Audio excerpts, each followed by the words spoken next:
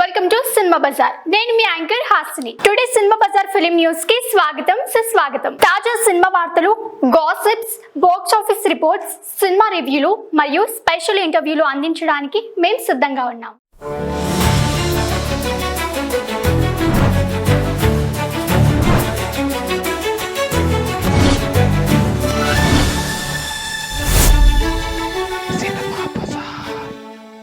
హీరోలు రాని stardom villain గా వచ్చింది శివాజీ. కోట్ ఇప్పుడు అందరూ ఈ సినిమానే చర్చించుకుంటున్నారు.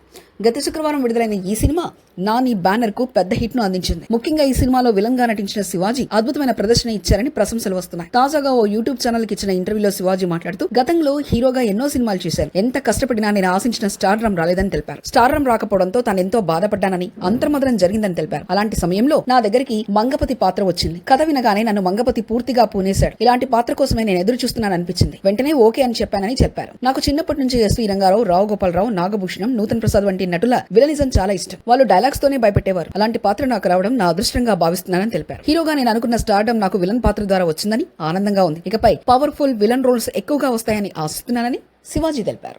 సినిమా బజార్ యూట్యూబ్ ఛానల్ తో పాటు సినిమా బజార్ డిజిటల్ ఈ పేపర్ మరియు సినిమా బజార్ వెబ్సైట్ ను కూడా చూస్తూనే ఉండండి. మరిన్ని సినిమా అప్డేట్స్ కోసం సినిమా బజార్ ఛానల్ ని సబ్స్క్రైబ్ చేసుకోండి, లైక్ చేయండి, షేర్ చేయండి. మీ అభిప్రాయాలు కామెంట్స్ ద్వారా తెలియజేయండి. మరిన్ని ఇంట్రెస్టింగ్ అప్డేట్స్ తో మళ్ళీ కలుద్దాం. చూస్తూనే ఉండండి సినిమా బజార్.